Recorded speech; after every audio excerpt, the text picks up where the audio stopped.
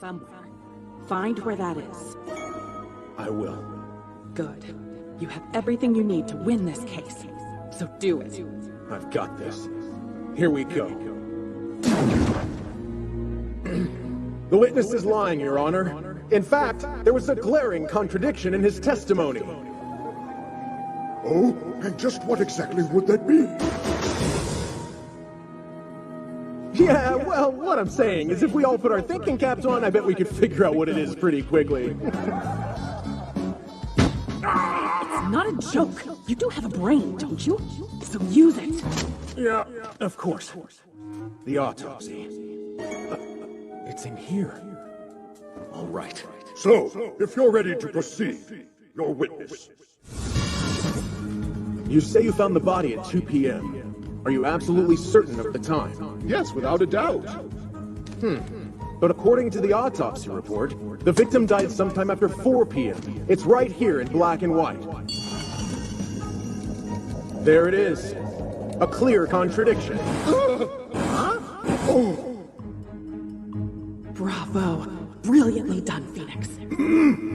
How do you respond, sir? Oh, well, it's because I heard the time being announced inside. My guess is it was the TV.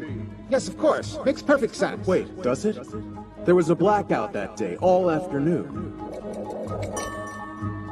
So the television couldn't have been on at the time you stated. Oh, I'm sorry. I'm afraid it must have been the clock I heard instead. That fancy table clock. I don't follow. You know, the one that he used to kill that poor young woman, right there. Sorry for the confusion, Your Honor, but this is indeed a clock. Twist the neck, and the thinker will clearly announce the exact time. Pretty awesome idea, don't you think? Does he ever think? Just twist the neck and it tells the time. Saw it! You haven't been telling the truth. Recall your earlier testimony. I was too terrified to enter the apartment. You could only know this was a clock if you heard it announce the time. That means you did hear it when you were inside the apartment, and twisted the statue's neck when you used it to strike the victim. I think it's 2 o'clock. Hearing that must have been quite a shock at that moment. And the time was burned into your memory. Right? Is that the truth? Well, sir, how do you respond? I can explain it, I swear. You've got nothing on me! I saw it with my own 2 eyes, so stop with all these false accusations! He was the one who killed her! Order, please! I will not tolerate such outbursts! Mr. Wright, do you have any way to prove that the witness did in fact hear the clock announce the time that day? It's mere speculation at the moment. Well, let me think. It's simple, really. All we have to do is cause the clock to sound, right here and now. Yeah. I think it's 9:25. That is certainly a bizarre way to announce the time. It's totally awesome! I'm the voice of the thinker! But I'm sorry to say it doesn't prove anything one way or another. 9:25. Mr. Payne, what time is it right now? Let's see. 11:25. So the clock is 2 hours slow. Recall that Mr. Sawit's testimony was also 2 hours off, which is definitely no coincidence. Because what he heard was the very same clock I'm holding.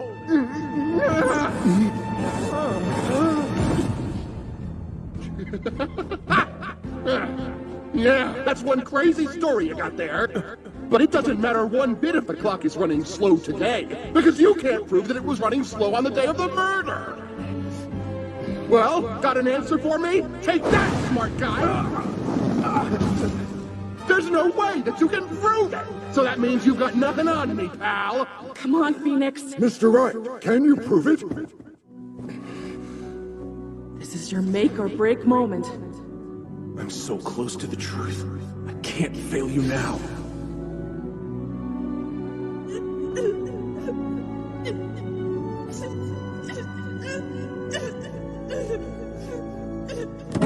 Objection!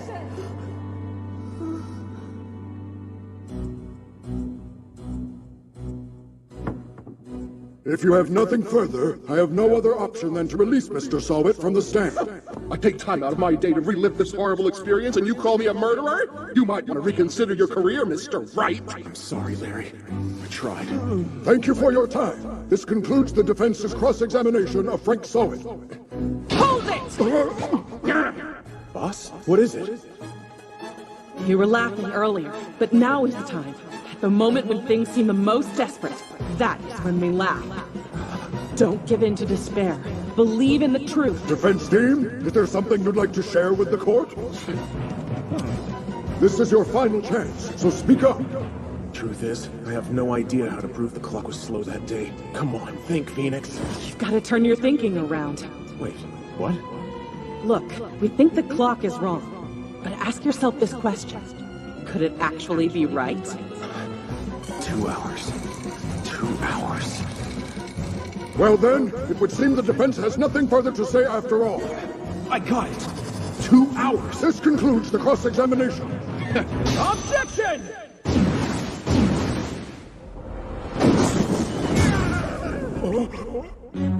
The reason the clock appears to be running 2 hours slow is this. Right here. Yeah? How does that picture prove anything? Think about it for a second. Time is relative. It depends on where you are, and according to her passport, the victim had just been overseas. The time difference between Japan and New York is 14 hours. So when it's 4 p.m. here, it's 2 a.m. there. 2 is 4. That's 2 hours difference. The victim took the clock with her on her trip, but she hadn't reset it to reflect local time yet. That's why the time you heard was exactly 2 hours off. The truth is, Sowett did it!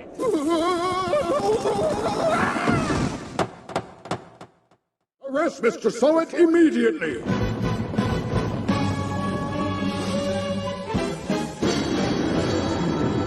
Posing as a newspaper salesman, Frank Sowett had been burglarizing homes while the residents were away. But this time, the victim returned while he was still there. Cornered, he grabbed the statue and... I think it's 2 o'clock. Order in the court! Now, Mr. Wright. Yes?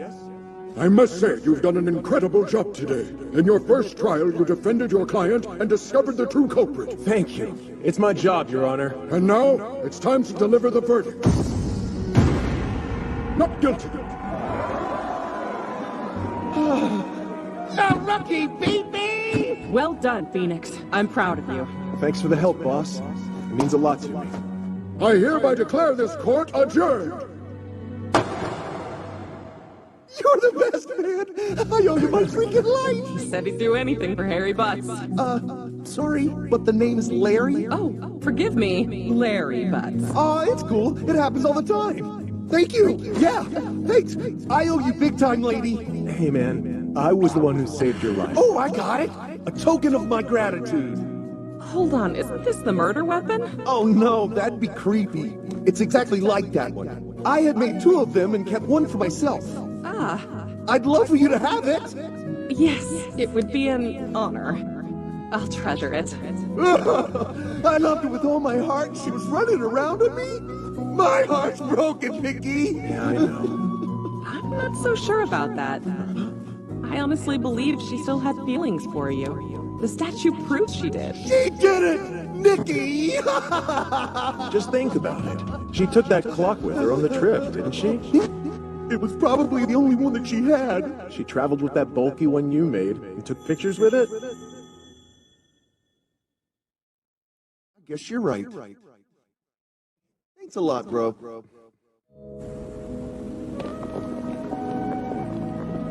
It was a wild ride, but you really spread your wings and flew today. I thought it was gonna crash and burn.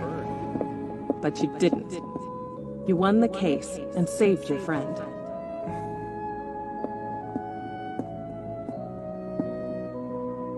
All those people out there, so many of them are going through major struggles, and it's up to people like us to be here to help them.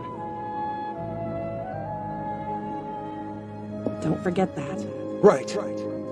You had said earlier that Butts made you want to become an attorney? He was part of the reason anyway. I'd love to hear the whole story sometime. Sure thing, boss.